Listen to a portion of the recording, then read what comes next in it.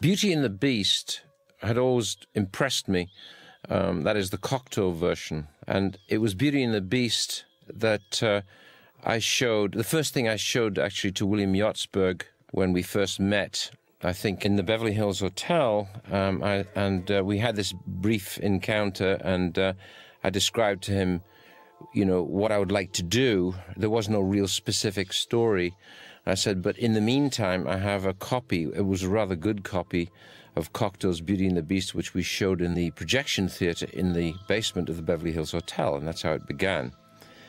And, of course, Gatz, who is, as I call him, William, is, I think, poet and writer, in fact, a published poet, and a very interesting writer who I had actually kind of discovered through his book called Falling Angel, and which was then later into a movie called Angel Heart.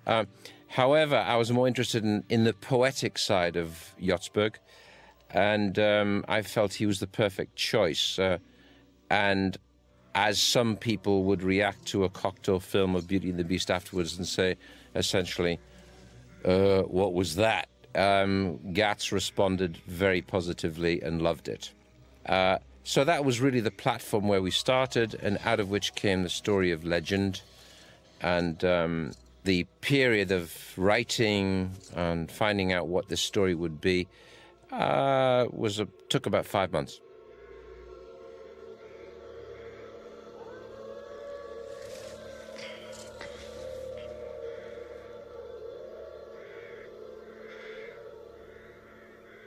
I am the Lord of Darkness. I require the solace of the shadows and the dark of the night. Sunshine is my destroyer. All this shall change.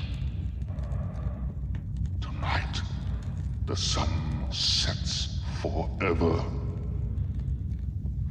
There shall never be another dawn. Now, one of the biggest problems of actually doing a fairy story, in parenthesis, is I've got real characters functioning in what ought to be exotic environments, and therefore everything has to be built.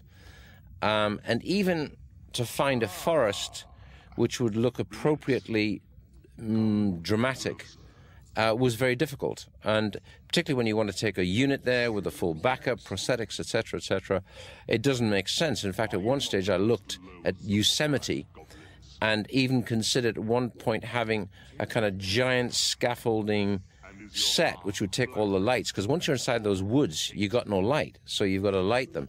So I considered a kind of studio scale area in Yosemite with scaffolding frames to actually take big lights, with a view to actually shooting it in this forest, which would have rather been like Siegfried, which would have been kind of cool. But that was very impractical, and particularly with involving all the prosthetics. And so we elected to actually finally make it in a studio. And this took me to Pinewood in England, where they had the biggest stage in the world, which was the Bond stage. And on that Bond stage, we would build the forest. And building any forest and building any natural object artificially is always dodgy. I mean, even trying to make a rock look real is tricky. So to make trees look real were very, very tricky. And of course, this was my theater. This was my proscenium for the whole movie. And so it was a big decision with a considerable amount of emphasis laid on crossing my fingers and hoping for the best, but certainly relying on the talent of the production designer Ashton Gordon and his assistants and his team and the art director Les Dilley, who really, helped that forest to look real, basically. But I remember the whole process of actually, as the forest went up, we started with 20,000 tons of hogging, which is soil, which inside this stage was being pushed around with bulldozers. So that was really alarming, and that's when my heart started to beat, thinking, my God, the scale of this is this too much? So we created hills, valleys, and dales. And then we started to put up the trees, and when we had all the trees in the valleys and the dales up, we didn't have enough money left because I didn't have enough leaves. And I remember Ashton, on the night, I was then about 3 weeks from shooting, and Ashton said, come and have a look. And we'd had Alex Thompson throw up a few work lights so we kind of could look at it in a fashion that, would take us close to how it would finally be. And I walked on there and I said, God, there's not enough leaves. So we had to send for several more tons of plastic leaves that had to be applied by hand. And I think you see right here on the film, that is a fairly realistic look at a forest, and I still can't believe we built it. And one of the trickiest things was, you don't want to build one of these things one-sided. There's no mats in this. There's no CGI, because CGI didn't exist in those days. And I didn't want a mat because mats always looked like mats. I wanted it to be real. So I built each tree with a full 360-degree trunk. But I remember there's a stretch material, which is essentially sheet plastic called Miralon. So we made, and the cyclorama in this studio was, I think, let's say 50 feet high. I made, on runners, massive steel frames, I made mirrors that went 50 feet up and ran on runners all the way around. So whichever direction I looked, I made 100 feet of mirror. So whichever direction I looked when I lined up on a shot, I would have the back of the tree reflected in the mirror, so the forest was went on forever. And it worked great until we started to feed a lot of pigeons into the forest, and of course, because the pigeons are real, and you don't call pigeons back, so they stay in the gantry and watch the film. So eventually I had about 400 pigeons in the forest, and the amusing thing would be when they decided to take off in the morning, they'd fly around, fly down the forest, and fly straight into a plastic mirror and go doing. And so all these pigeons, needless to say, they didn't break their necks, they kind of recovered, but stayed more in the middle of the studio after that. They got wise to the fact that there was something weird about the sky. That was really the biggest single problem, I think, in preparing this film, was how do we do this forest and how do we make it look real? Everything else, like the interiors and the sets, etc., particularly in the hands of Ashton Gordon, are relatively easy. The full intention was to make it look pretty, like a storybook. That was the target, really. A storybook quality, a Christmas card quality, which seemed to be correct for this kind of fairy story, love story, which incorporated, of course, the idea of innocence, Mia Sara, and, of course, even more innocent, Jack, who was Tom Cruise. Because during the original conception of Mia Sara was to be, whilst pure, untrammeled, was potentially someone who is corruptible.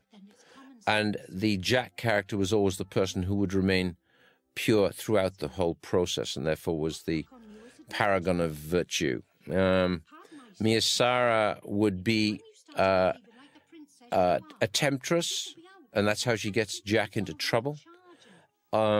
She would even eventually tempt, or be able to attract and tempt darkness. But as this occurred, and this was in the first, more sophisticated version, as she became more corrupted, she changed into a cat. So eventually I had this beautiful girl changing into a beautiful cat, fully dressed, with, in the full traditions of, I shouldn't say for Universal, I shouldn't mention Walt Disney, but this was fully in the tradition of, Night in a Bare Mountain or Night in a Bald Mountain, Snow White, Mirror, Mirror on the Wall, who's the most beautiful of them all. This was all based on that tradition. And therefore the idea of this rather beautiful woman with a cat's head and beautiful dress would have been kind of really spectacular. And of course, as Jack came back to save her and she became more remorseful, and went down a route of deliverance, she would gradually come back to being the beautiful princess, and so they would live happily ever after.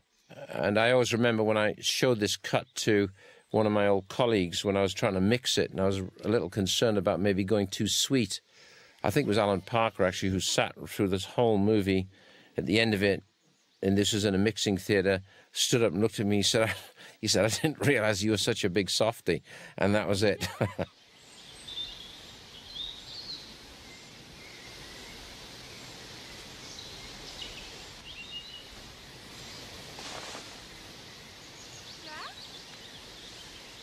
Now, as to the other ensemble, you know, we must address Tim Curry and his darkness, the devil, the demon, and talk about also the little people. You know, there's Billy Barty, Corky Hubbard, and the others. Because again, I couldn't use, because there didn't exist, CGI. And therefore, I was relying on makeup and prosthetics, which was Rob Bottin. And so every inch of the way had to be made up in every morning. And, of course, the makeup was extensive. And I think the makeup on Darkness started off at about 5.5 hours before he even walked on the set, which is as a killer. I think Rob and Tim finally got it down to 3 hours. But, you know, even that, when you think about it, and considering the job that Rob Bottin did on all of them, actually, but particularly on Darkness, was absolutely great. And I always remember Tim Curry when we get him all dressed up with everything on. And the only thing now is, because everything has been scaled up, his eyes, which are normally, you know, a normal-sized eyes, suddenly this Darkness has these little piggy eyes because they're small. And so I muttered to Rob about scleroid lenses, and Tim said, wait a minute, what's scleroid lenses? And we said, well, don't worry about it. We'll have some Monday. And we put in these fully spherical, half-spherical scleroid lenses. And he said, oh, God, no, don't take away all of me. He said, all that's left are my eyes. But, of course, once he put them in and got on his hooves, I think he kind of really enjoyed it. I think he thought he looked pretty... you know, I think he thought he was the bee's knees, actually. And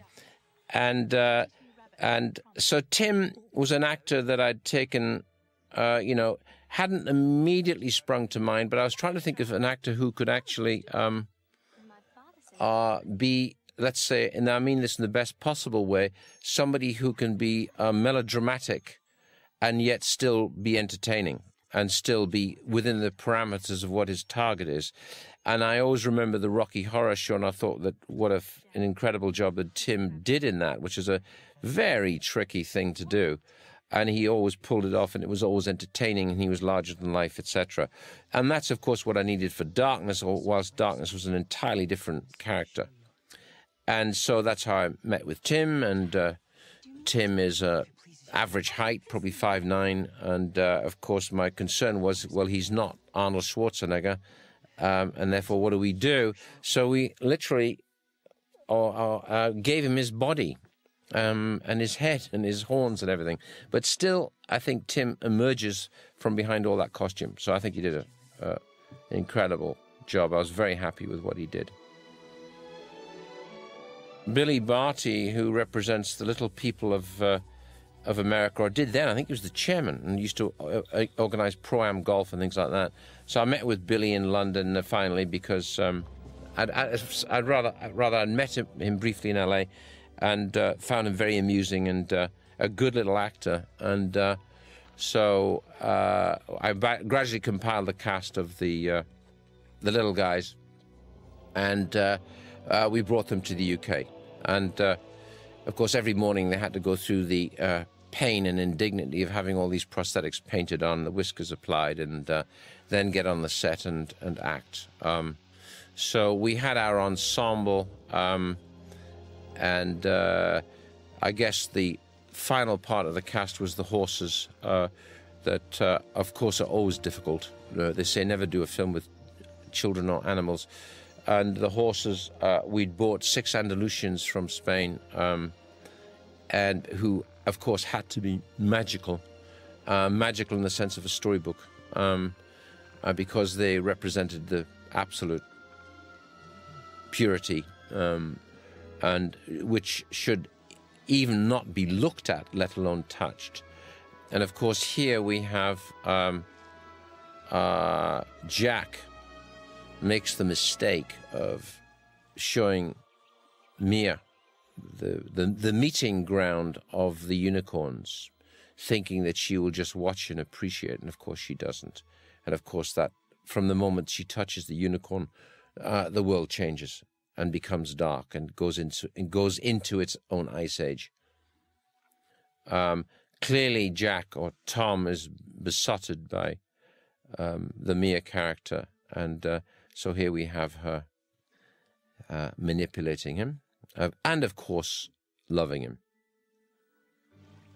And of course at this point they are being followed by Blix, Alice, and her little band of evil characters. You know, today it would be so much easier to do this on CGI, if not hellishly more expensive, right? So while CGI is more, I guess efficient is the word, it ain't cheaper by a long shot. So there's a lot to be said still for, if you can do it live or real, do it that way. In fact, one of the greatest, I think, originators of, you know, special effects was Doug Trumbull on Alien. He used to say to me, "Can you shoot this live?" And I'd say, "Yes." And he'd say, "Then shoot it live." He said, "I won't get it as good as live." And I always appreciated that.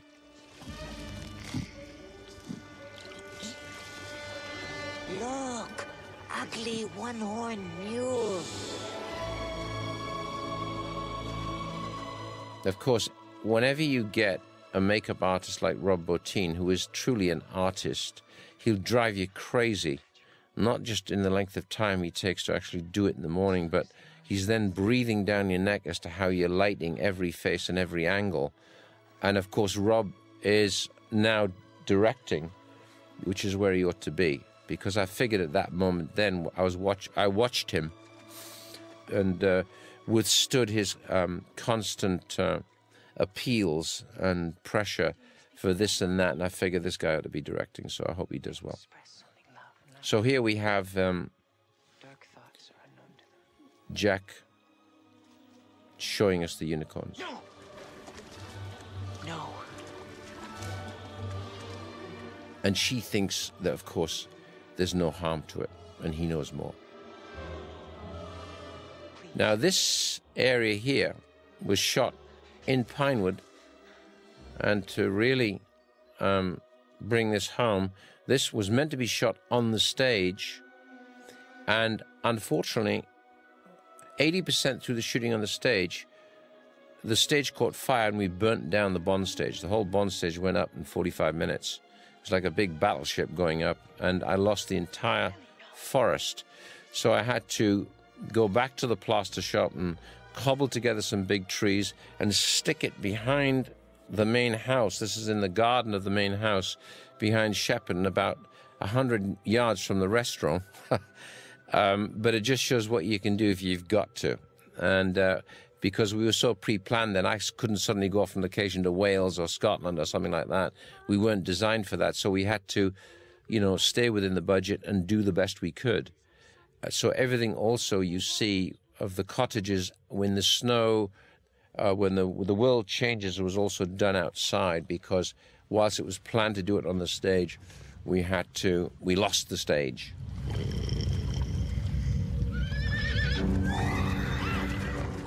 Interesting to note, we only lost 3 days in shooting because everything else was so backed up. We jumped out of the disaster and straight into a set. Now this is tricky here, where you get a horse coming down a river like that. It's never as easy as it looks. And this horse is going to come up to her and stop. So this is pretty hairy, actually, because this is a big Andalusian. And I always figured this was really impressive. I've got a horse master who's Spanish called Jordi, who, whenever I do or use horses in any film, I'd always have him and because everything this horse did is with Miyasara.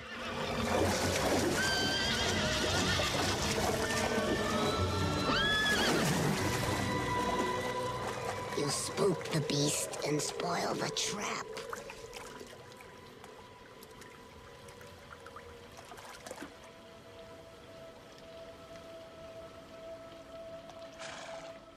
We never felt, I added some footage to this because we never felt there was enough pressure from the unicorn in terms of its anger at a human being there and presenting itself to her in such a bold fashion.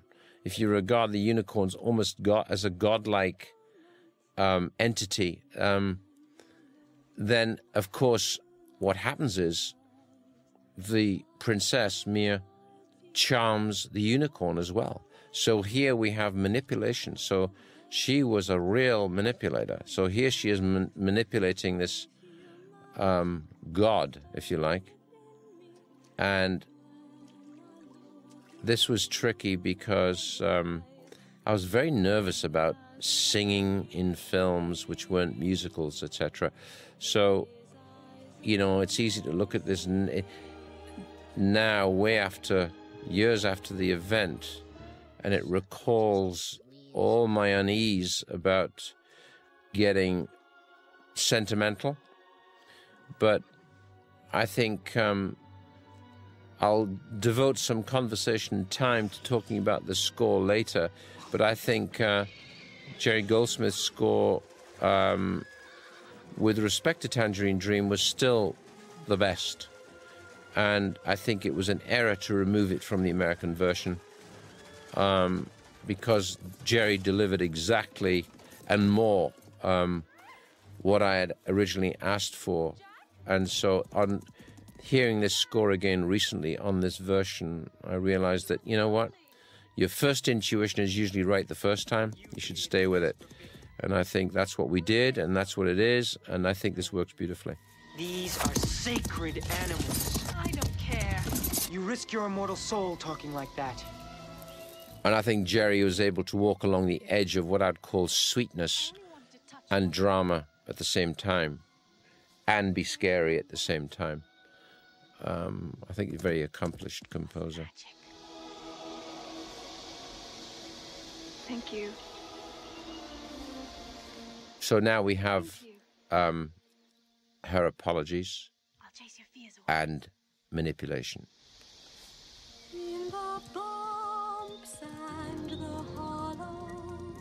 The casting of Tom, at that point in Tom's career, he'd was most known for Risky Business, which was a very good film, and it certainly had put him on the map, but not quite. And so I'd gone through a whole casting process of the usual casting process for, you know, appropriate individuals for this kind of part. And in that process, of course, I'd met up with Tom, and I was obviously clearly impressed by him, you know, immediately. And because Tom encompasses, even at that age, I guess he'd be at this point, I don't know, maybe 23 or thereabouts. You know, Tom has his own inherent sophistication built in, his understanding. His sophistication is his understanding and his grasp of what he must do or where he must get to with his own, you know, unique intensity. So Tom Cruise it was. Interesting, I'm just going to stop for a second. Now, this high dive is a 10-year-old boy to make the rock look larger, and the little girl on the top was my daughter, who was 6. The high dive was a 10-year-old boy who was an Olympic diver who was about, I guess, just about 4 feet, but it made the rock look bigger. Right here, we're now in Silver Springs in Florida, where we got the purest water in the world for all the underwater stuff. So we're intercutting between Florida and Pinewood Studios.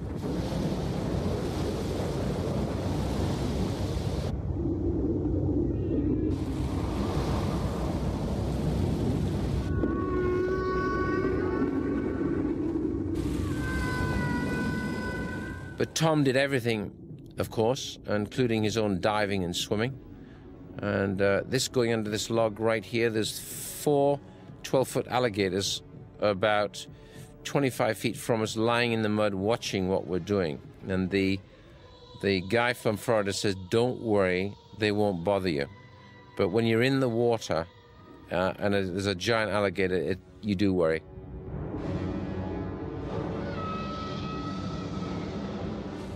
So the world changes as Jack searches for the ring.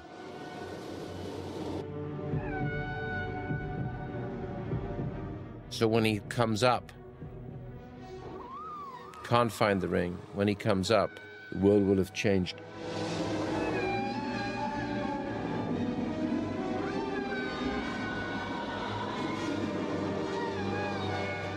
Here are the demons. A lot easier to shoot demons in low-key light than it is in high-key light. So he comes against the ice, the roof of the lake or the pond, the pool, and now the demons are going to take the alicorn.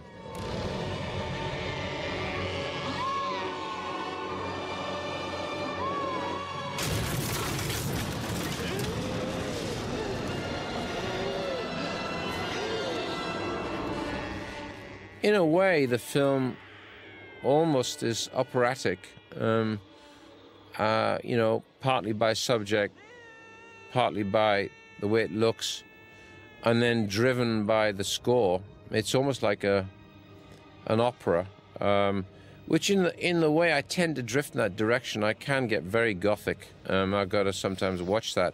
But I think for this particular kind of material, I think, I don't know, I was impressed again 17 years after looking at it. You know, it is very theatrical. One could almost see it. I don't know how you'd set this on a stage, of course, but, you know, at the original concept of it, I had always been impressed, of course, as a child, but then really longer than I ought to have been impressed by cartoons. And even as an adult, if I suddenly saw a replay, which I noticed used to happen every Christmas, of Snow White and the Seven Dwarfs or Jungle Book or Fantasia, you know, I'd always sneak in and have a look at it. Like I'd be the only adult in there apart from having kids with me. But I adored those animation films and felt the best of them were, in fact, operatic, and particularly Fantasia. And so this is what we did.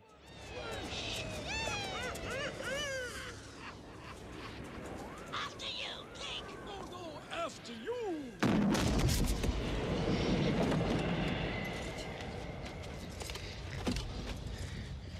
You know, there are times when you're working as a filmmaker where there are phases where you get suddenly a lot of actors or, you know, categories, female 18 to 23, 25. There's a lot of them around who are capable and interesting, etc., etc. And then there are periods when there aren't. And then when it goes for male and female. It goes through all the age groups and all that. It's just the way things are. And given the fact that this film was fairly expensive at the time, I think we made this for about 25 million. At this stage, 1942 had already happened, so had Heaven's Gate. So they were probably twice the price of this. So let's say this wasn't exactly bargain basement, but it was an elaborate film, and which really should have had a star in it. There wasn't anyone around of that, you know, of that quality who would be classified as a star. Besides, who's a star at 18? That rarely happens. And therefore, I really had to go and find someone new. And I believe that Mia Sara, who I finally met through casting, hadn't really done any film before. And I forget whether, in fact, she was part of a theatrical group. Certainly she was capable. Certainly she had all the right instincts and intuitions to make a good actress. And so we went through a very traditional method, which is, you know, it works. It's hard, but we tested her. And And she tested very well, so she got the part. Done. 4, 5, 6. Hooray for So here we are where we should have been inside the Bond stage, and now we are once again 100 meters behind the restaurant in Pinewood.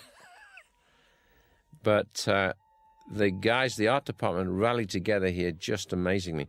Now here, this is interesting. Here we are back on the Bond stage for the fairy dance. Now, the fairy dance always used to go on much longer. And what's interesting here, you see this thing here, which should have been CGI, which doesn't exist. This is a guy with a fishing rod with a little pea light dancing it away. And you know what that would have cost today? About $200,000. You know what it cost me? It cost me a fishing light with a bit of fine hairline and a little light bulb. Hello? Right? And this thing even lights him up when it comes close to him. So all you're doing every now and again is screaming at the prop man that tell him what a jerk he is and not making it look like Tinkerbell. Who are you? You be a forest child. And that Now, David was my special weapon. I'd seen Tin Drum, and David Bennett was the young actor who was very small, and I think there was a time, I'm sure you won't mind me saying this, because I hear now he grew, but at this point he was 19. So I think there was a kind of concern that he might not grow. I sometimes wonder if growing is psychological, where, you know, you get locked in the fact of success, and you're successful because you're small, and you can, I wonder how much the brain controls that, but it's a weird thing. But, you know, this kid was 19, he was 4'2". Now he's about 5'9". So he didn't start growing for a few years. find the very source of his birth from the cold, black depth of the mysterious sea. I know everything, Jack. Now, he had a German accent, and I loved him for that, because I think, why not? A fairy from the Black Mountains in Austria. So if he was, he'd have a German accent. But I remember somebody, one of the executives at the studio, saying, Me? he watched the film, and then he said, he's a goddamn Nazi. You can't have a Nazi fairy. And I said, well, but isn't his accent beautiful? He said, no, he's a Nazi, right? So we looped it, the whole thing, which is with Alice, I believe, her voice. And Alice did a great job, but I think David's, it's a pity. I would love to have got the original tracks to see if that would still play, because there was something about David as a performer. You did what? And the ADR here is fantastic that Alice did. Absolutely fantastic. I couldn't have done it with anyone else, but I'm always curious to remember what... I was very impressed with what he did. Touched him. Touched it! A mortal laid hands on a unicorn! Jack! Squawk, squawk, no more talk! Do you think you can upset the order of the universe and not pay the price? But he meant no wrong! What I did is done. But I did it for love. And so by mentioning the fact he did it for love, Love, you say. But answer that me this, partly lets him off the hook, and all will be forgiven. providing he can answer the riddle. And if I cannot, Why, Jack? Then 'tis your death song I'll be playing. then ask away. And pray God my answer pleases you. Interesting. So there we've got the bubble machine.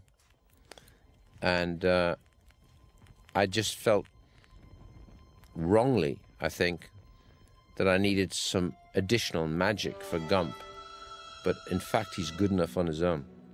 So I guess I didn't need the bubbles. What is a bell that does not ring? Yet its knell makes the angels sing. Shh. Answer me this. And one of the biggest problems of course, all sets and, you know, building natural things, one of the trickiest is, in fact, forests. And the other tricky thing is snow, you know, and I wanted snow to look real, but at the same time to look like those Christmas cards that you remember as a kid, where I used to pick up of course, the traditional beautiful Christmas cards are always the best ones, I think. And I would always stare at the snow scenes. Again, it would relate to in 101 Dalmatians. They did a lot of snow stuff in that, and I always liked the twinkling snow. You can see it there. So I had a combination of salt, and the salt looked okay, but it didn't have enough magic. So we used 3 layers eventually. I used salt, and then I'd walk in before every shot and sprinkle glitter, which we'd had chopped up into little various grades to catch the light. You can see it just glinting underneath Tom's chin. You can see it even glinting off the snow in the background.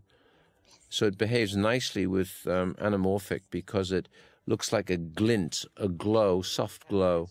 Look at that there. That works really well there. So you have a magical, you know, addition to what would be normal snow. A small measure of entertainment at best. Let go. I think this is where I got myself most. I enjoyed myself most being an old designer. I was a designer for a number of years before I started directing. I was trained as a designer, and therefore my involvement with the art department in any film I do is always extensive. I enjoy the process very much still. And so I enjoy working with production designers and models. And, of course, to do this successfully, we built a fairly large-scale model of the forest so we could plan it, light it, and look at it from every angle. And one of the trickiest things of all, of course, is the scale of all these sets are giant. And therefore, Alex Thompson was the cameraman I chose, who I felt could cope with such a large canvas and still give me, you know, an intimate quality to, you know, the tight scenes that like this. Alex is a master craftsman. He can do anything. Anything you want, he'll give you. And, of course, that also comes through experience. And I think, funnily enough, I don't think I'm showing my years in the sense that I'm saying that I do believe in apprenticeship, because there'll be a lot of eye rolling when I say that. But there's a lot of opportunities got from today where young filmmakers say, oh, my God, it's so difficult to get in. They have no idea, no concept of how difficult it was to get in 25 years ago. There was no way in. And the fact that we were coming from commercials, there were no rock videos then, was regarded as a no way situation, because we only dealt in 30 seconds and 15 seconds, and therefore were never accepted as that, even with that kind of possibility. So things have changed with the advent of more and more advertising, more and more commercial directors. And of course, the thing that's really opened it up, I think, is rock videos. But out of that, you get fast opportunity, and sometimes you're not necessarily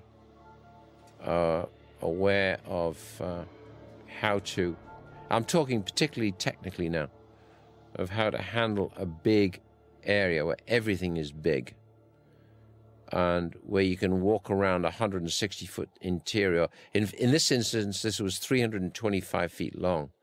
So you walk through there with a light meter and adjusting maybe 150 sky pans and you know, whatever else your backup is. And if you turn around, you've got to turn all the bloody lights around. So it's really a big number. So he did a magnificent job.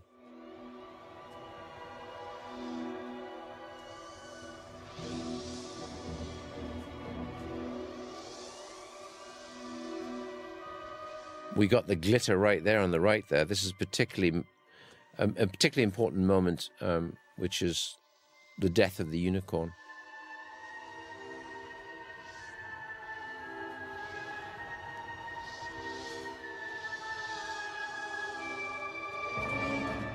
That snow's great, isn't it?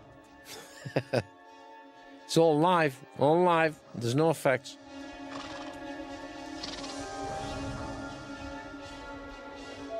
Look at that luminosity. Now that's Alex. That luminous quality of the snow is really Alex, and getting the right light on it.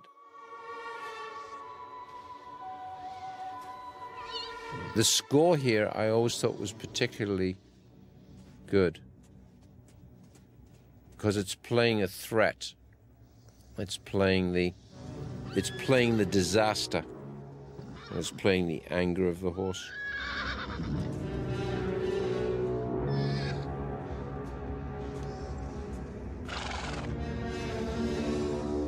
Now this horse is behaving through the voice commands of Geordie.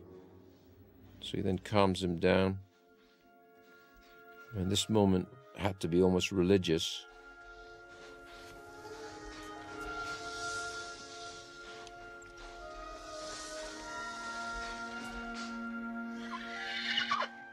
Horse talks to him.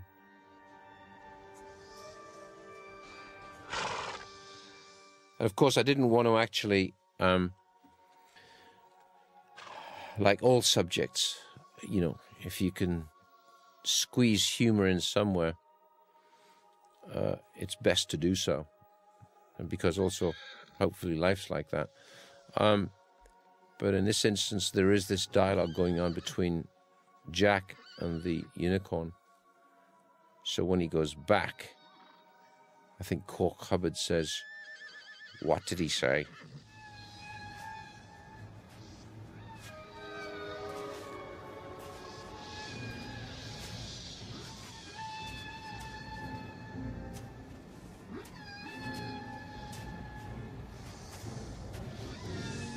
Well, Jack, tell us what has happened. Oh, well, it's another line. Tell us what has happened.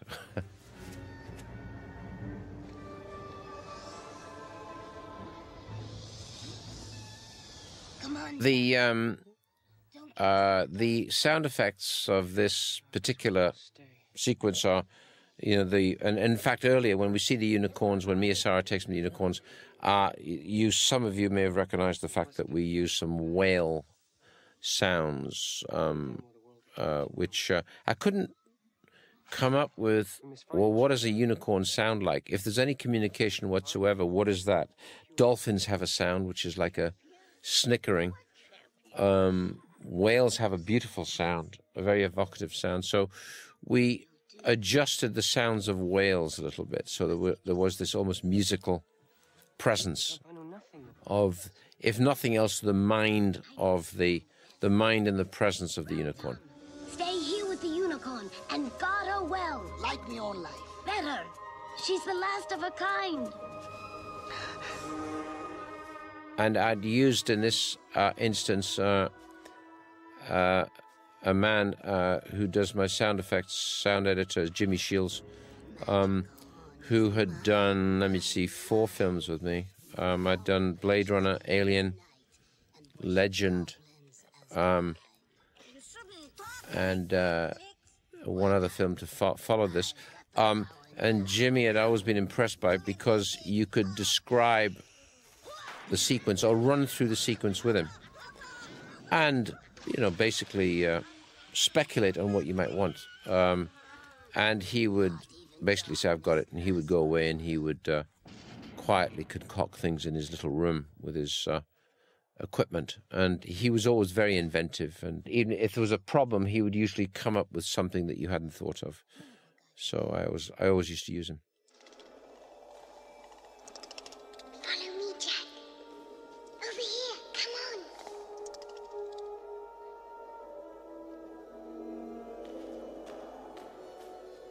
Of course, here's the traditional sequence of the magic sword. There's always a sword, and there's always armor.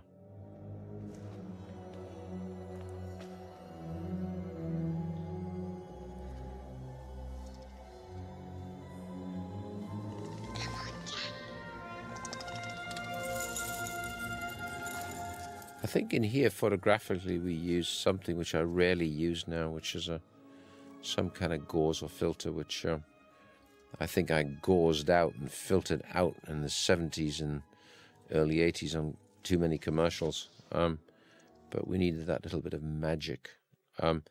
So here we have Una, which of course really is kind of a version of Tinkerbell. And we'll soon find out that she's also female.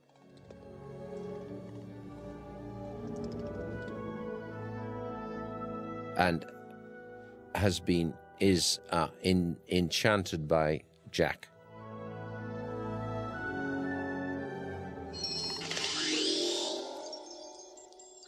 Well, simple optical kind of works. Nobody knows but you. It's our secret, Jack. Don't tell Gum. Promise? Promise. I could be anything you want me to be. Even your heart. When you do these things, when, referring back to what I said about doing it in camera, those glittering opticals that occur in front of the lens, in front of Alice, in fact, aren't. There's just a handful of glitter held by a prop man who just lets it sprinkle through, catches the light in a certain way. And I always usually covered it that way to see if I could avoid doing an optical. And usually we always used the live shot, where we actually physically did it rather than optically did it. Into little pork chops. Why not turn everything into garbage? A great towering mountain of slop. Wouldn't that be magic? Higher, higher, burning fire, making music like a fire. It's always difficult to, when you have funny little characters like this, clearly they have to be humorous. And it was a struggle trying to get dialogue that would be vaguely in period, if whatever period there is attached to a fairy story. But let's say this looks, if you're going to sort of date this, you'd say, well, it's kind of maybe 13th century, 14th century. But at the same time, I wanted to make it accessible, and I think that was always of the most successful cartoons. They are usually quite humorous and entertaining, and that's what I wanted. And so we tried going through variations on the theme of kind of period wordage, and it just wasn't funny. And therefore, we became more modern with the little guys. With it, my empire is eternal. Before I ruled only the night. Now my minions will frolic in darkness until the end. Curry wasn't shown here because, in fact, this is a voiceover, and this is just a large object hanging from cable. In fact, I had it drop in originally, but it was a bit of a mess. But it was a 20-foot high object in waving black silk, ragged silk. So there's no actor inside it at all. It's all just a wind machine. But it's actually quite successful. It looks fairly scary, and the rest is Tim's voice. Only the power of creation. Get the man. And then we lift him out.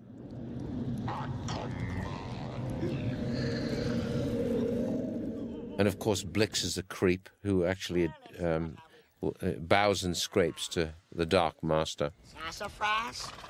A little spearmint would be nice, huh? With a foxglove? And a little colt's foot. Hey! Who goes there, what?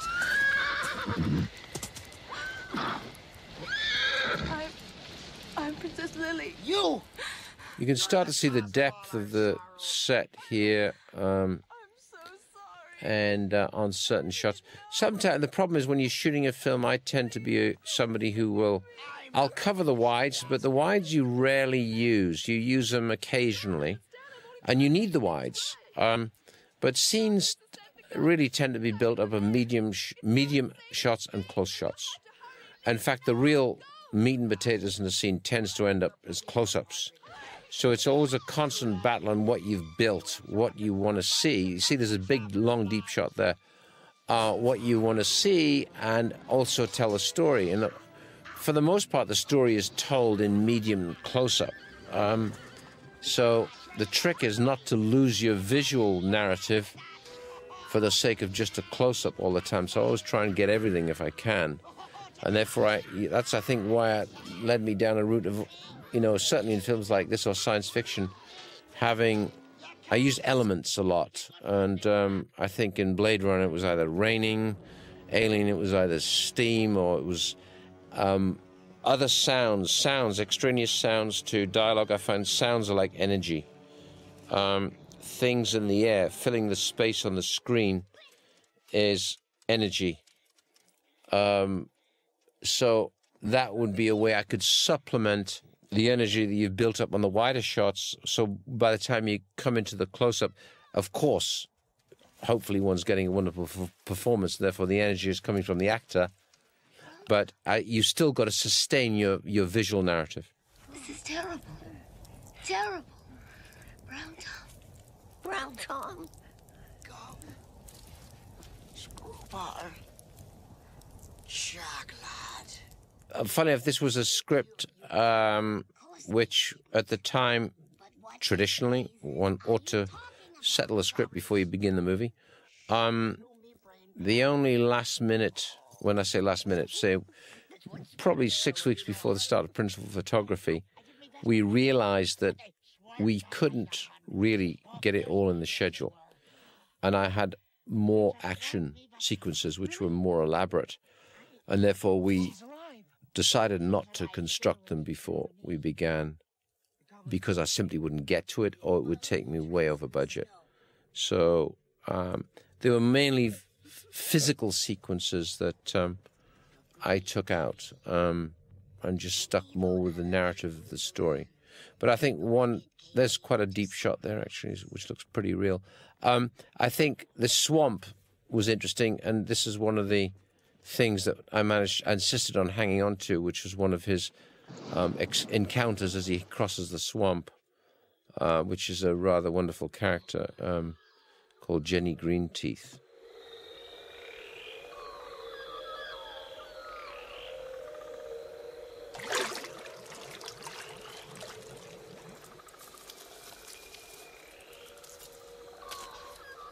Funny enough, she originally started out as Jenny Greenteeth, but then we decided to call her Meg Mucklebones, that was played by Robert Picardo. And I'd met Robert Picardo through Rob Bottin, who kept saying, this is the guy, this is the guy, this is the guy. So I met with Robert, who came in and did a reading, and he was both dangerous and funny. And also he had the patience to put up with the makeup and also have the rather frightening thing of going on a gimbal under the water until we decided to lift him up. So that's a bit scary. So he goes down there, strapped on something, and holds his breath until we say okay.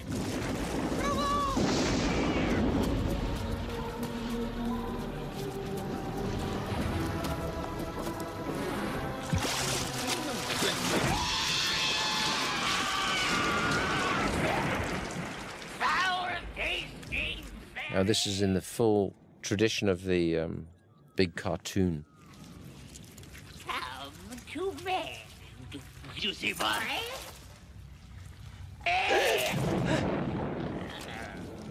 Who needs this tender morsel? Disturbing red to Mucklebone's rest. Nice sound of his nails, her nails, I should say. She is a female. On the shield. That's boy you are, Jack. You don't really mean to eat me, do you, ma'am? Oh, indeed I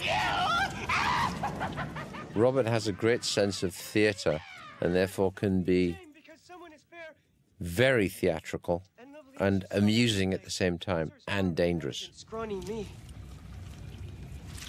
Don't you think? Yeah. Think me fair?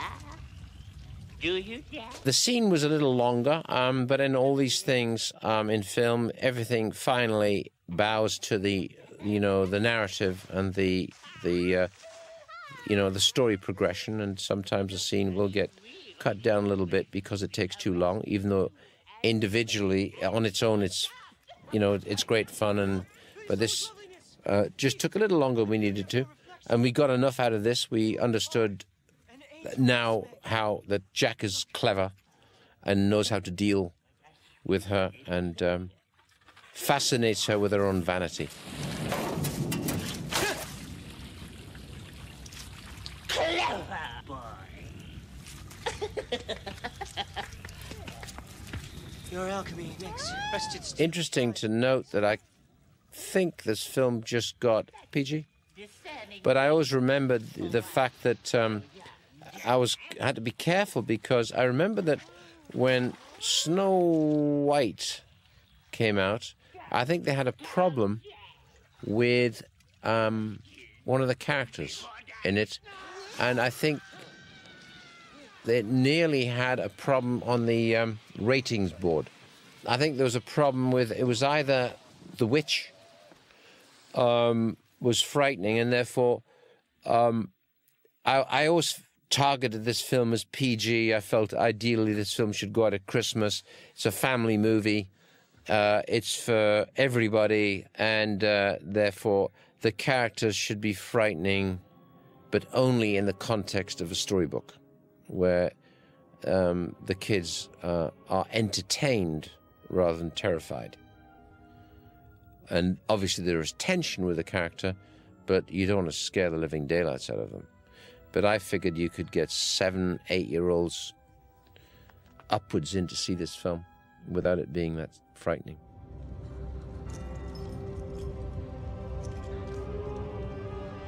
The face on the chair, I wanted to be mysterious because she knows she's being watched. And she doesn't know what it is, but obviously it's the face of darkness, who's kind of absorbed in the chair.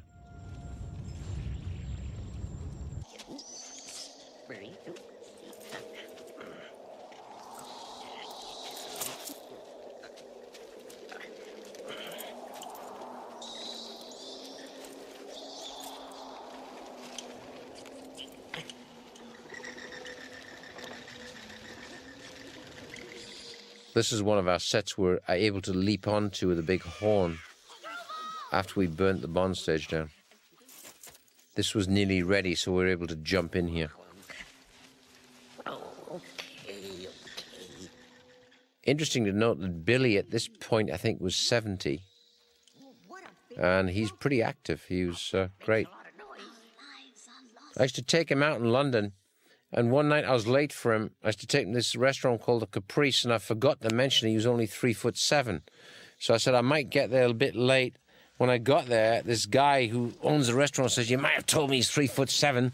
He said, "I've got him sitting on 4 telephone booths, and he's playing drums." Billy plays the drums. So Billy was playing drums at the table while he was waiting for me on the plate with his knife and fork. And there's all these people kind of watching him.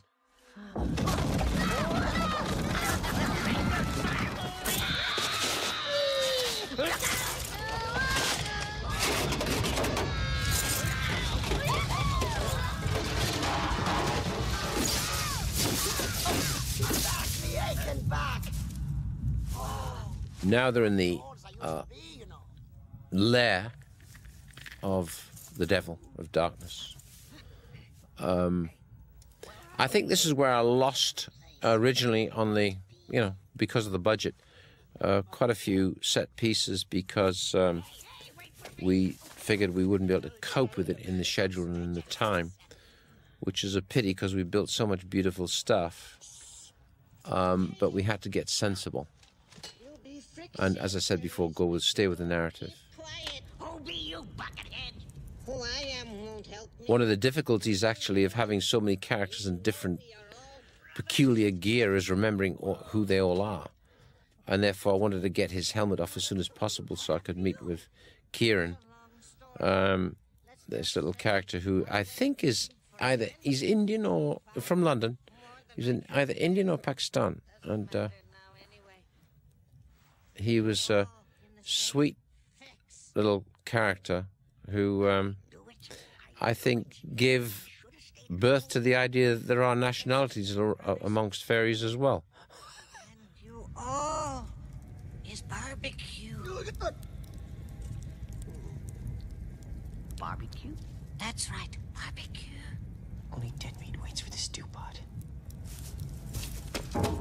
Spring the lock with your magic, Gump.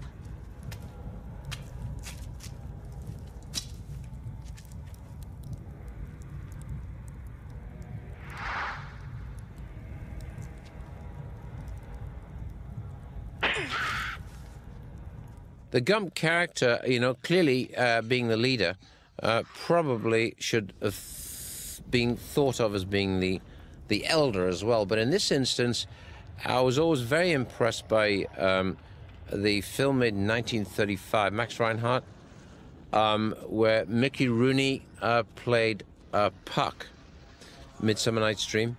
And I thought that was a good target. And because Puck is also Pan, is also nearly godlike. Or god of the one of the gods of the underworld.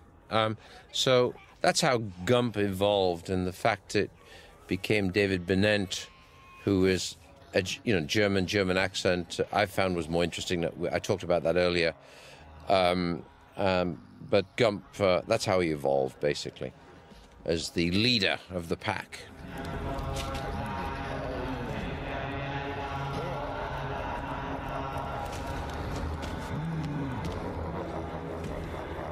Now, the kitchen set is essentially the Devil's Kitchen. And that guy there is clearly Pigface from Texas Chainsaw Massacre. And he's taking him out to be butchered.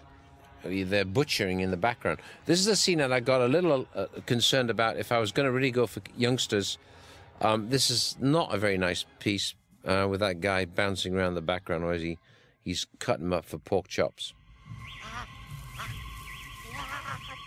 And this, you know, the adventure now, of course, all takes place underground in the devil's house, or the devil's warren, or whatever you'd like to call it. I'm sure. I think.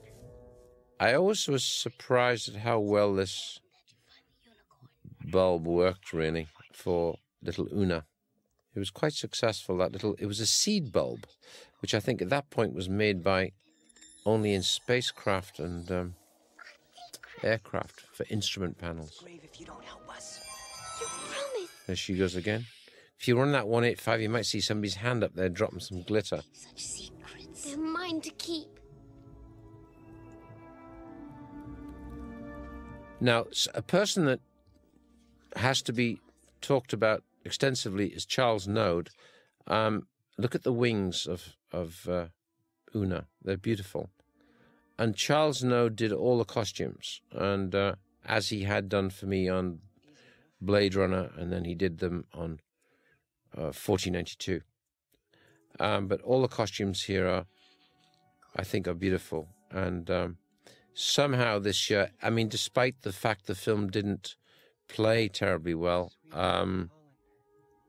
I think in the various categories of wardrobe, set design, lighting, I don't know how it got ignored by the Academy, because sometimes they'll give a film which is essentially contemporary, which is all location, and they'll give it to the art director. It's bizarre. And I think we've missed it 3 times now. There was Alien, Blade Runner got missed 1 year, and it went to another film which was a contemporary film, right? I don't know how they work it out. It's strange, because essentially there is very little art direction in it other than set design and location choosing, right? But I think Charlie at some point should be acknowledged, because he's so clever, and he's very conscious of practical costumes which the actor will be comfortable in. So to have chain mail on top of Tom, if that was chain mail, or discs of metal, that tunic would weigh 60 pounds. And what's interesting is Charles made them out of beaten beer bottle tops. So if you look at them carefully, you'll see that the serrated edges on them is where he flattened the caps. I think they're both Coca-Cola and beer bottles. Porridge. A fairy's heart beats fierce and free. I always wanted our wings to move, and of course we couldn't do that because, again, it was time, it was money. Rob could certainly do it, but you'd then need all kinds of other devices to make it work. But I think, in essence, you didn't really need it. You look like mourners at your own funeral. Una!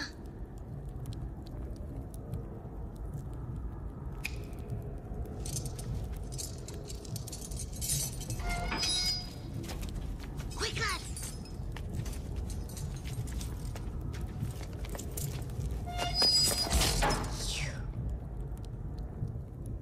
You mortal, you. I could vex. Rob Bottin was there in presence, physically, constantly hanging over my shoulder throughout this whole process. And but the fact that he and I still remained friends afterwards is a good indication of what kind of character he is. But endless patience and absolutely a detailed person and a real artist, actually.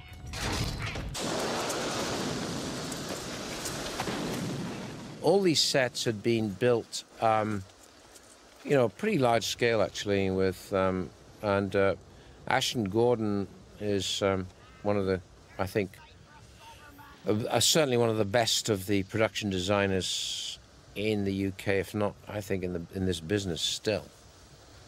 And he really understands period as better than most.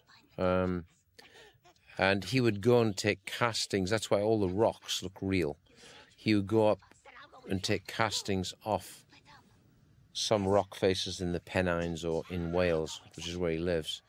And he'd arrive back with fiberglass castings from actual slate quarries. And where his idea of a good weekend is to go down to a slate quarry and take castings off rocks and things.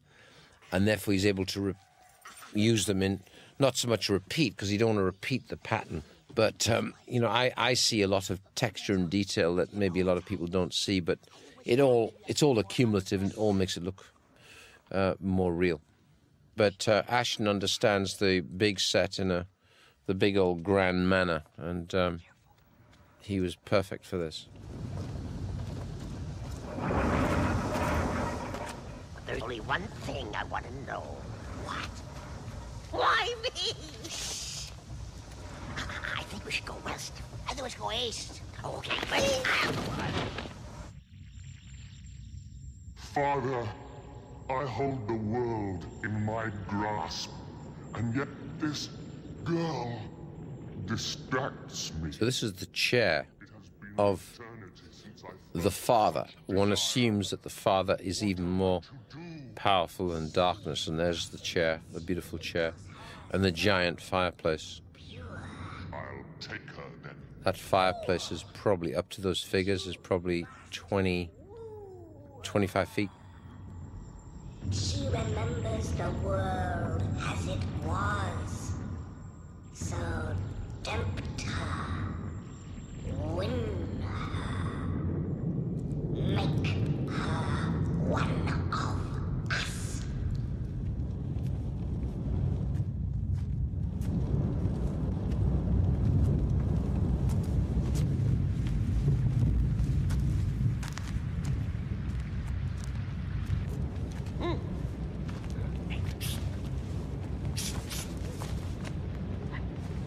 Did you see something? No, did you? I don't know. I think.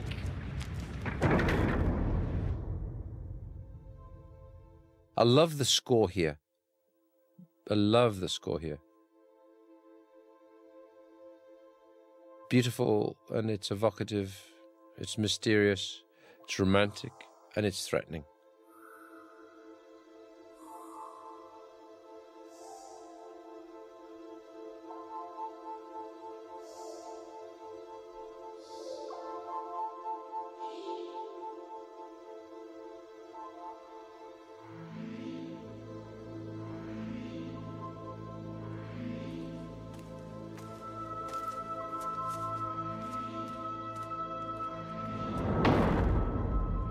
There you have the full scale of the room.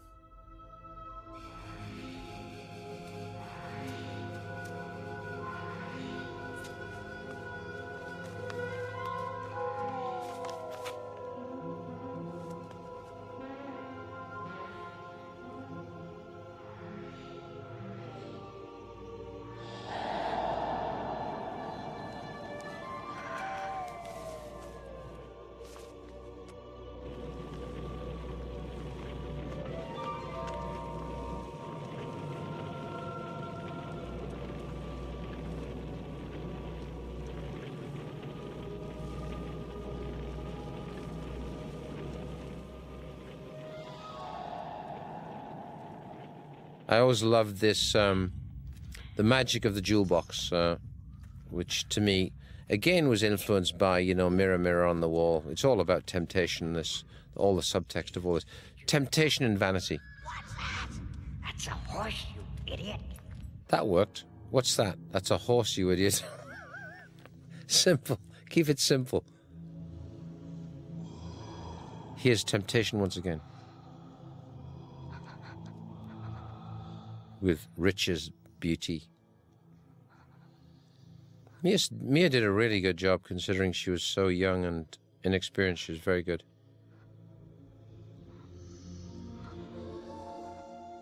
Again, the score is magical. The score lifts the room and it becomes like ballet. It's a ballet.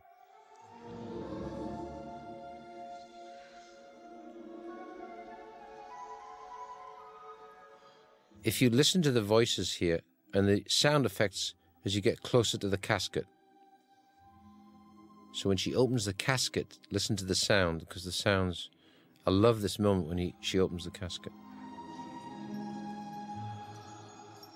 I still have those glasses on the right.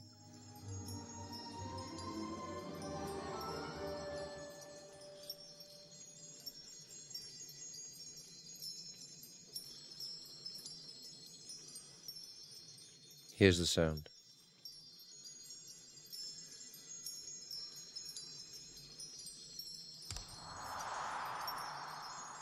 The sound of light.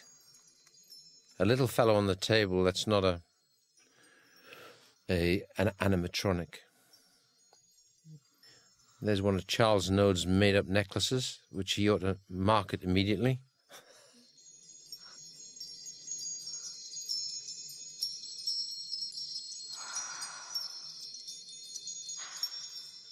I love the sequence here for the sound and the performance.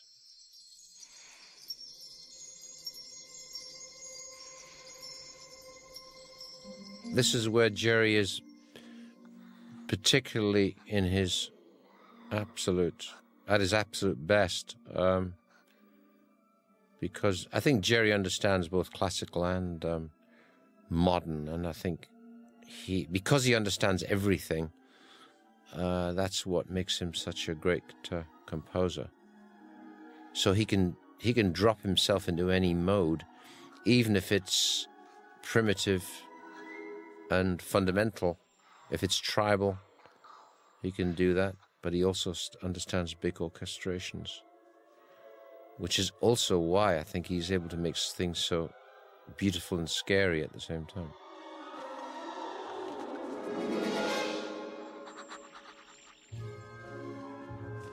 What's about to follow is, I think, very operatic and like a ballet. It is a ballet, really, and was choreographed by an old friend of mine, Arlene Phillips, who by this stage was quite a successful, or is a successful choreographer.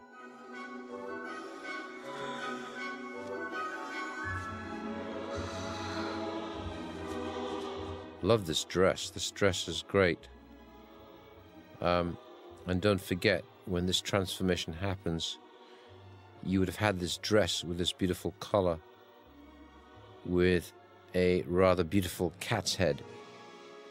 It would have been Mia, but with cat makeup, so you've recognized her just through fur and eyes and ears, and then she'd have had to earn her way back out of the stigmata of having a cat's body and become Lily once again.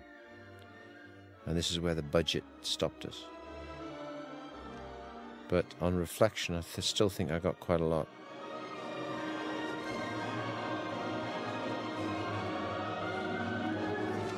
I think it's interesting to have, you know, what we call mainstream.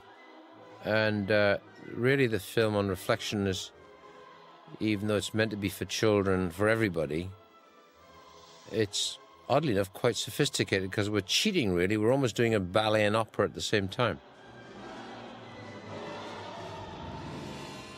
And if you can only get them in the door and things like this, then they start to enjoy it, you know. I think that's probably why it was discovered later on the website. That has gained interest that way, which is, well, better late than never. So here we have the introduction of darkness, seeing him for the first time, which is obviously visual effects coming through the mirror. Now he presents himself, and now he will try and woo her.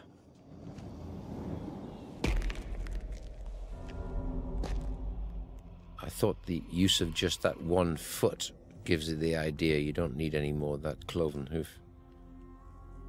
But in fact, Tim was standing on iron frames, which would give him another 18 inches of height. He got just very adept at walking around in these shoes with cloven hooves. He practiced extensively and could walk around quite comfortably, like a goat. Or satire is the idea. We deepen his voice slightly in the mix because out of such a giant figure, the voice needed to go down a little bit. And there's a very clever machine in those days called the plubisson that you could just drop the volume without losing the sync subtly. And I think it gives them the voice or the timbre of the voice that this figure needs. A very elegant voice. You know it. Never. What I loved is how Tim has a perfect speaking voice and therefore enunciates beautifully, but at the same time is threatening and elegant. Even now, the evil seed of what you have done. See the effect here of the eyes when you're going on these close-ups. If you had normal eyes, it simply wouldn't work. So we had scleroid lenses with a vertical iris. We are all animals, my lady. Most are too afraid to see it.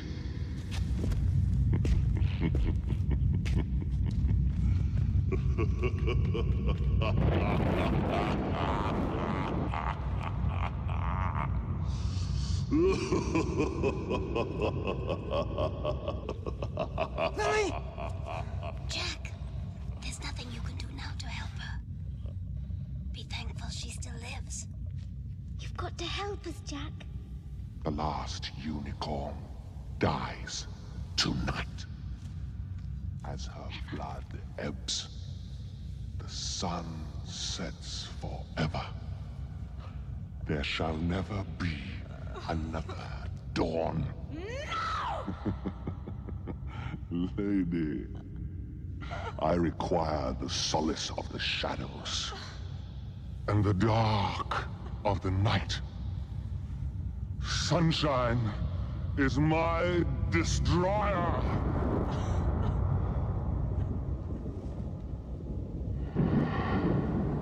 Damn you! We are all of us damned, my queen. As long as the sun still shines, we can destroy him. Let me dazzle you with my wisdom. I think I know a way.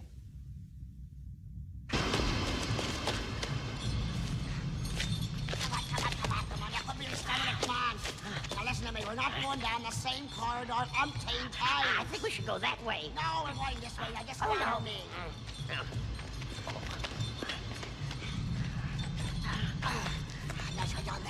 close to me now.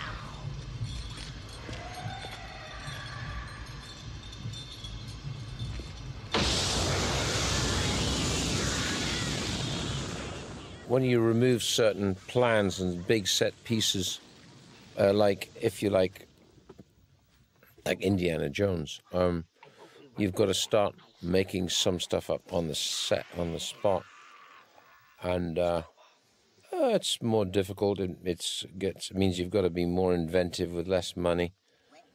But I think for the most part, this worked on a level of charm.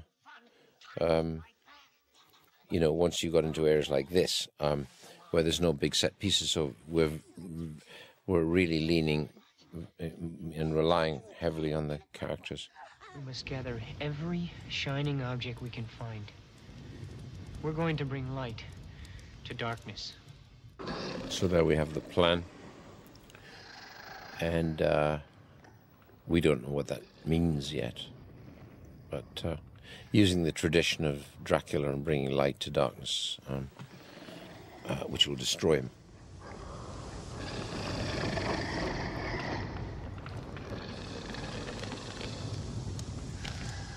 I was always quite pleased with the giants because these guys were quite frightening, really. Particularly this one with his conical hat, Inquisition hat, and then we have the pie, which is bit on the nursery rhyme. 4 and 20 blackbirds baked in a pie. So these decisions are made usually very quickly. How do you want to hide him? I said, well, make him a pie and stick birds in there with him. So poor old Kieran was locked in there with those blackbirds for about 5 minutes. Any more noise, and you're shish kebab. You do what we say, understand? Swear it. I swear it on the festering forelock of Nicodemus. Please, help. Help me. Thank you.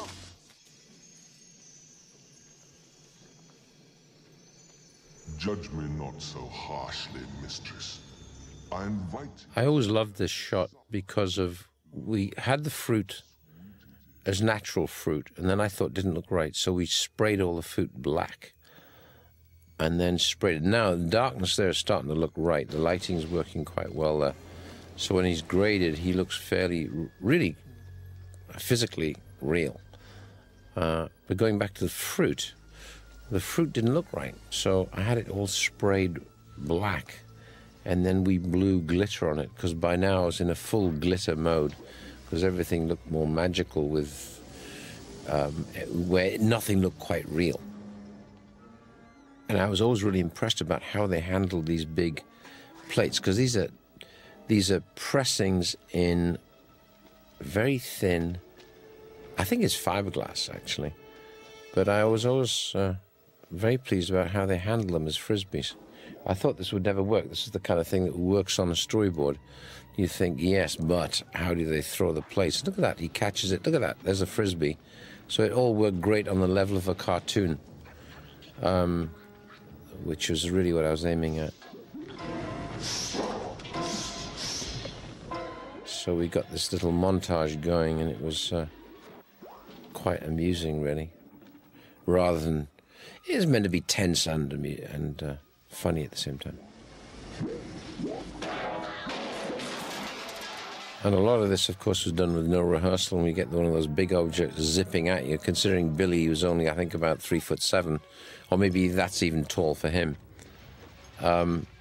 He was very good with it.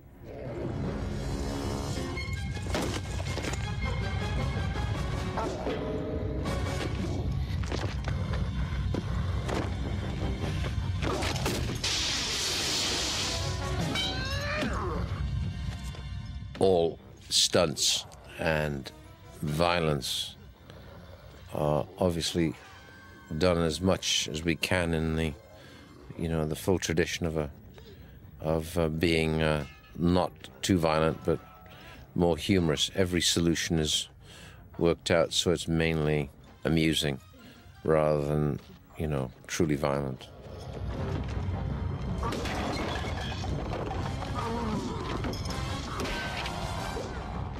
The resolution of this would be, of course, steam.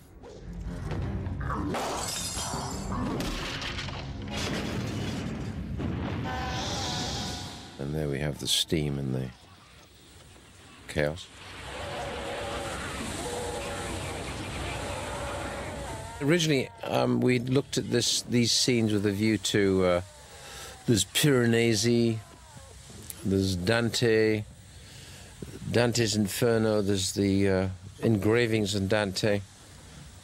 So we looked at all of that to, you know, come up with as much as we could close to those minds. The scale of Piranesi, of course, is vast, and we weren't quite able to do that, but I still think we got it to quite an impressive size. Drop! Jack!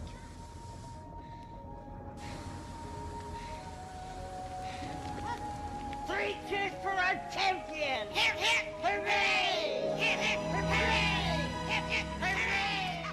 When you're working on a story which is essentially not real, and with characters that are very much storybook characters, it's tricky because you're, of course, always trying to get to the truth of, you know, the truth being human behavior and human emotions and human contact.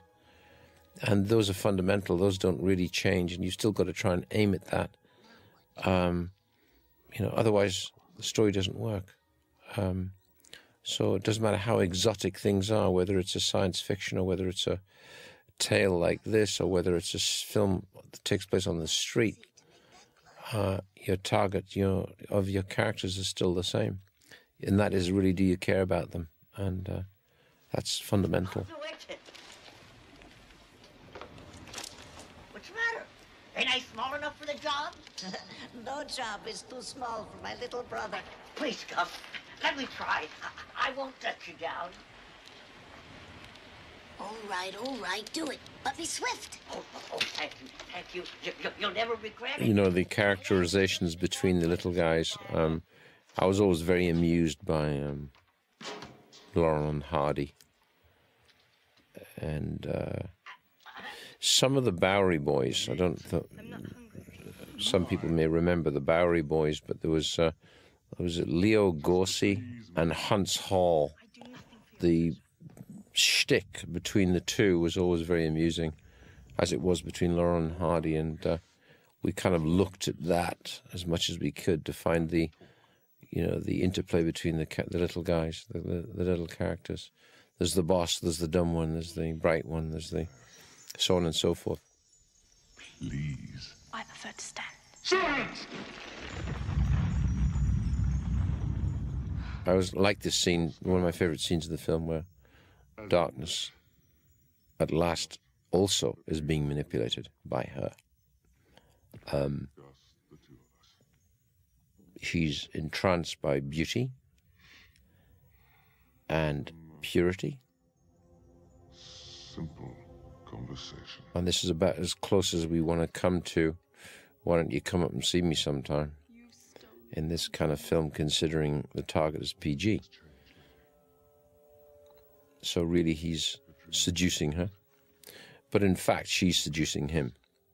And remember, this would have been a cat, I don't know what kind of cat, but a very elegant cat. Probably a black cat, a beautiful black cat. Influence mankind. My dream is of eternity. This is where we had his mask and makeup and the body were all really working very well. So Tim was very comfortable now in this garb. In fact, I think he used to take it home with him at weekends. But this is very good here, where you have a great actor emerges through all that makeup. He's still there.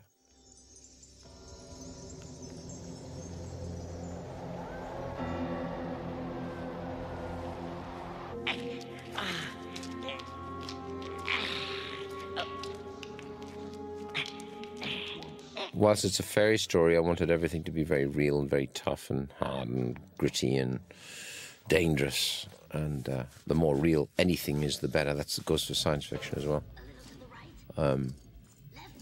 I learned very quickly in the science fiction mode that environments don't really change. Places get dirty. Places need maintaining. And if it falls apart, it falls apart. And of course, things tend to fall apart.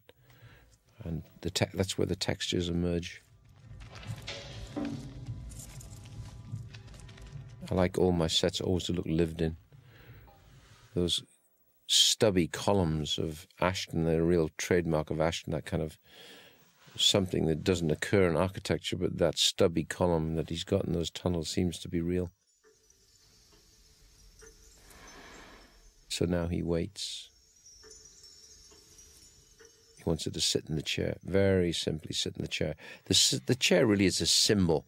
I think there's nothing horrific would happen if she sat in the chair, but other than the fact that it's a symbol of acceptance. And talk with me.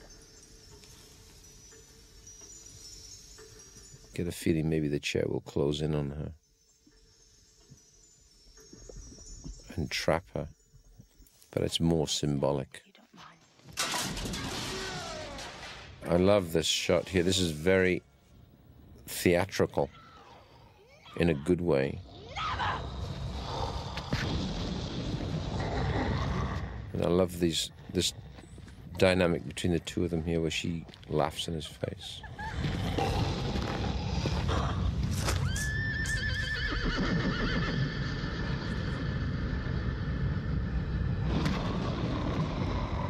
I hear a throat begging to be cut.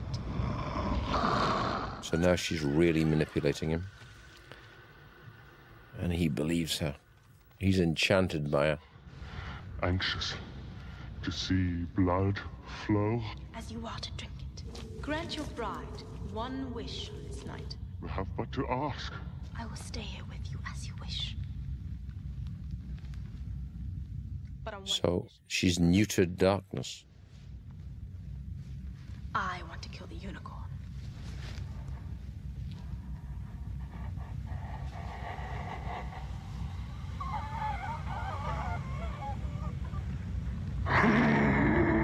This is one of the best angles of darkness here, I think, where he looks at his most dangerous, and also he looks real. I can't let that happen.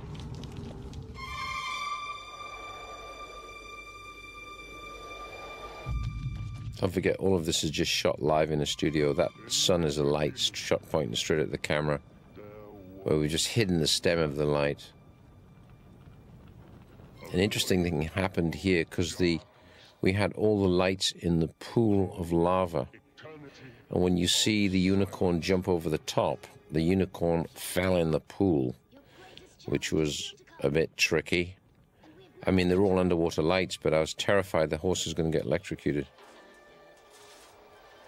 In fact, at the very beginning of the film, when you see the forest of the pool and the high rock, the bear that you see at the beginning of the movie, this big dumb bear walked straight down through the set in the first shot on the first day and fell in the pool and couldn't swim. So the guy who owned him leapt in the pool. The guy screamed, "Sally," leapt in the pool. The bear gripped him round the neck and nearly drowned both of them.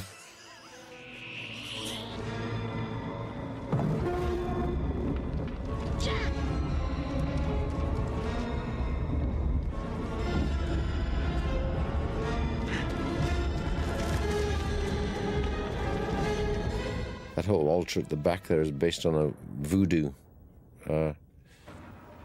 altar. It's very African, actually, when you see some of these things closely,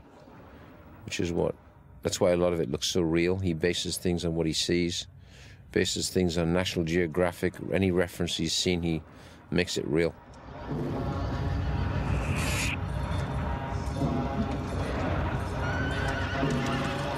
I was always I was very pleased with this shot somehow. Just this is tricky lighting, where you retain a backlit thing like that and you come up over the top, shift focus. And then I always loved this lighting from below looking up. It looked very much like a very well-drawn cartoon with good backgrounds. I always used to love cartoons with great backgrounds, nicely painted backgrounds apart from the characters. So we were lighting everything from below here, because I wanted that that fire-like dramatic effect that you might get in the best of Fantasia. Powers of the night, we offer this sacrifice. Poor old horse wasn't too happy here, but he'd been trained to do this by Geordie, so here it is. Here's the shot, which I really like, but the horse jumps over and actually fell, but he was all right, fortunately. This is Geordie actually in the monk's clothing. That's Geordie, that's the horse trainer, making him leap all over the place. I pray you, Father, accept my sacrifice. Let light be forever extinguished. What the horse doesn't like, of course, is having its head held. So it's put its hooves up there. See that? It was actually really objecting. So I felt quite distressed at this point. I like horses, and I didn't like doing this with a horse. Let my offering be made of flesh and blood. She means to do it, Jack. She's one of them. I am sister to the fates. Kill her! So here's Jack's most difficult moment. Should he shoot her through the heart? Or should he trust her? And he says once earlier in the film, "I'll always trust you, Lily." So he doesn't know what to do, doesn't know who to shoot. Do it! I'll do it. No! No.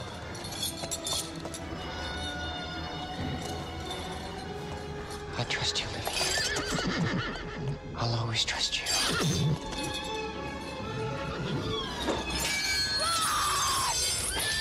And he was right. There it goes down in the pit. You see that where the horse had actually jumped over the top. Now he's on the other side.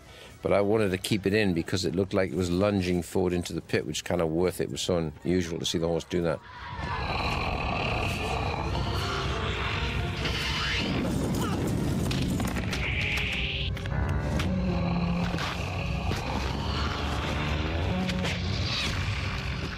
Where Tom shows himself off to be good, actually really good with sword, and really good in a kind of medieval punch-up, actually, because Cruise is very physical and very capable of all of this stuff. So wherever he could, he'd always insist on doing his own thing. So he's taking all the falls and everything.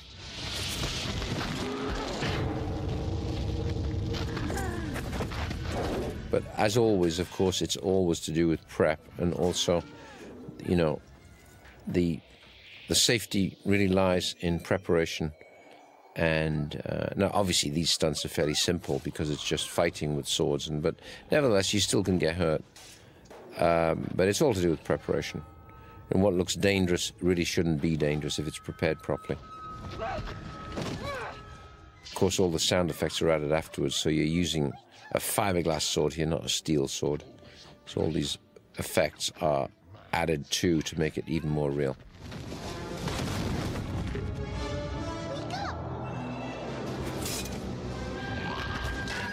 In fact, the stuntman here, who's in the costume of Tim, has got... that's Tim there. So you do some stuff with Tim and some stuff with the stuntman, because it's pretty exhausting waving that fiberglass sword around, plus all his gear on. Plus, that's Tim. But there's some moments in the action stuff where you see the stuntman with a fixed mask. You had to cut between the two.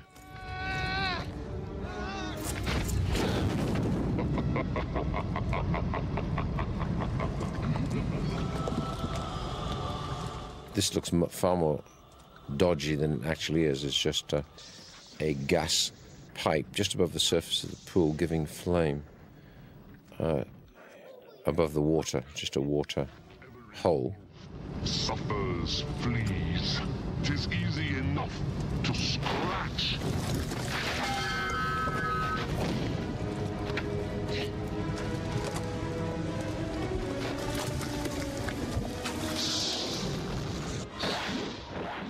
And the sound sells the idea of the light coming down.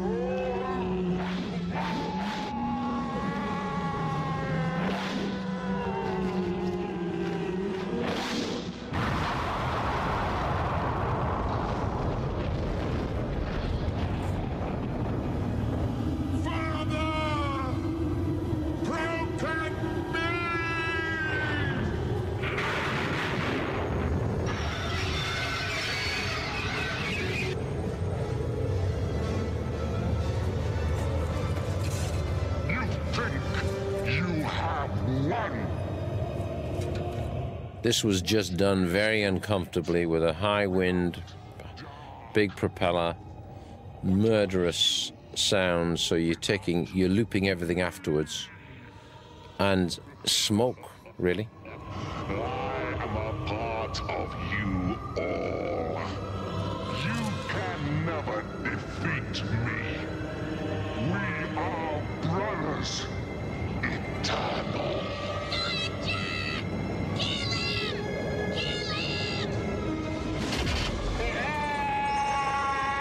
We removed the hand being cut off because it was just a bit much, but you get the idea.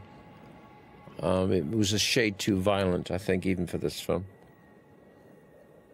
And of course, darkness goes off. And of course, he's eternal. Because wherever you've got goodness, you've got darkness. Wherever you've got dark, you've got light. And that's why you see him split up as he flies off into the universe, with the suggestion that he could easily reform and come back.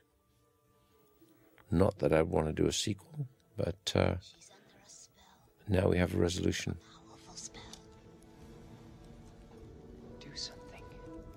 Of course, this is where she'd be the cat. She'd have been a cat here. Look who you are. Have faith in yourself. David's one of those actors who really believes in what he's saying. Doesn't matter what he's doing. That's why you believe him. You buy it. I'm a princess. It's my right to set a challenge for my suitors. So now, like all good fairy stories, there's a mechanism, and you're now coming to the end of the mechanism, where he knows he must revisit the spot to put things right. And he must go back and find what he went down to find, didn't find before. So he'll complete the circle. And by completing the circle, everything will be fine. I guess there's a morality to that. There always is a morality to all these fairy stories. It's a high dive from in the rock. This is on the Bond stage. There's no effects there, that's real. Now we are in Silver Springs in Florida. Freezing cold water. Alligators every 25 feet.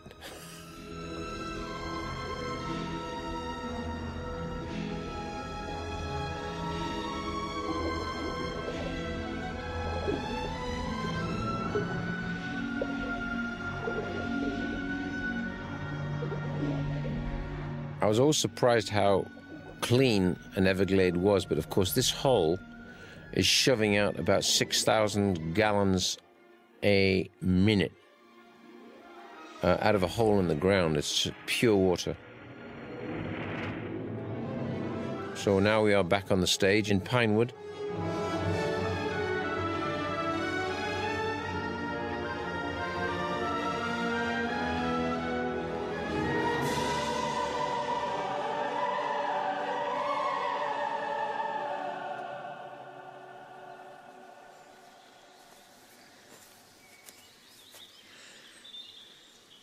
Now, in the spirit of what would have been the Cocteau movie,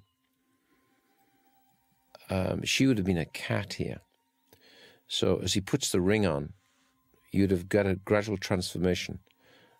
He'd have kissed her, even kissed the cat, which would have been kind of weird but interesting. She would gradually have changed back to Lily. And of course, a different person, a different and better person. And this is where he'd be waiting for the cat to change. But now we simply wait for her to waken up. Come back to me.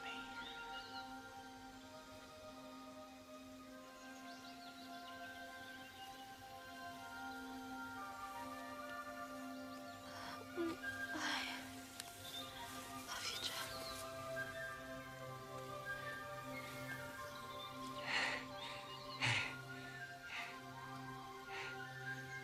The score is really good. I think it handles this moment really beautifully, and nearly always, in this instance, classically based.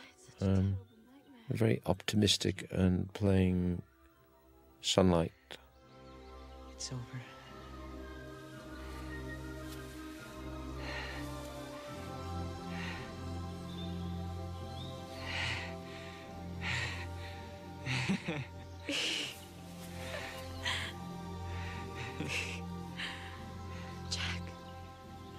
Was it all a dream? You're safe now. So many terrible things happened.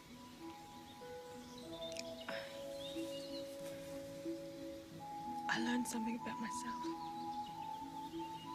And something about you. What's that? You belong here.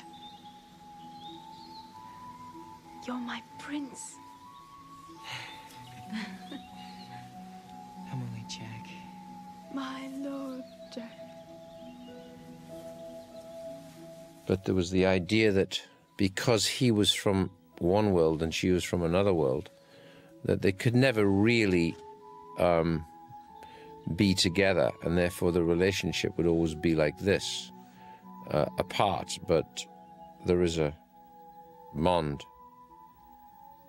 So the idea being that she would now go home, and he would go home, and they would meet again tomorrow. I guess that's a retention of purity. They don't get to go to a nightclub and then go home to bed. So you take that, and you keep it, treasure it. It's part of me.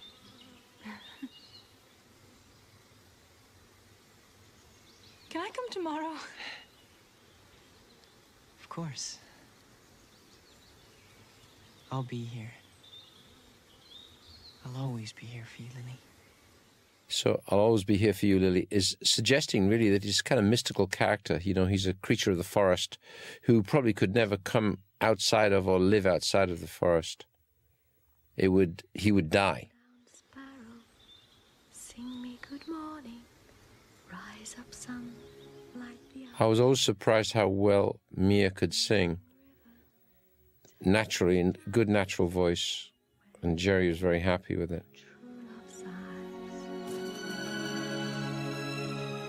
There she's leaving him.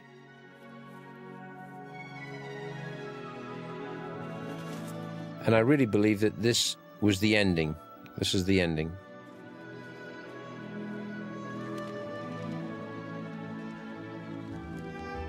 That's the full extent of the Bond stage. You can see how big it was, how far away when she disappeared.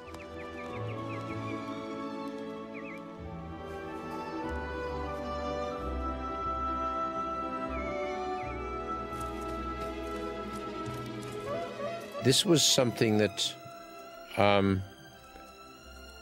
was added to remind us of the fairies, and I think in a way the end of Lily and Jack are enough, but this was really like a bow, you know, it's like a theatrical production, so it's almost like the curtain call.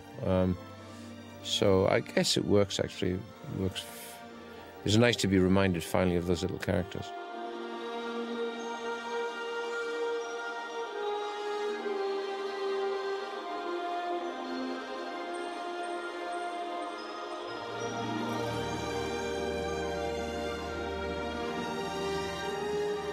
Pretty big trees, those. We put those, this is outside, what was left of the forest inside, and we did this outside. And we got a bit of sunshine in the spring.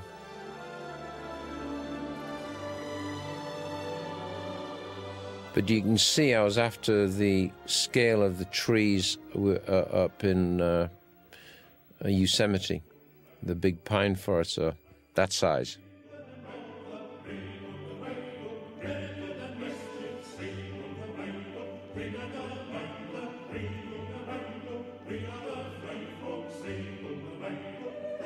Well, I hope you enjoy watching this DVD as much as I enjoyed making the film, and I hope you find my commentary interesting. Goodbye.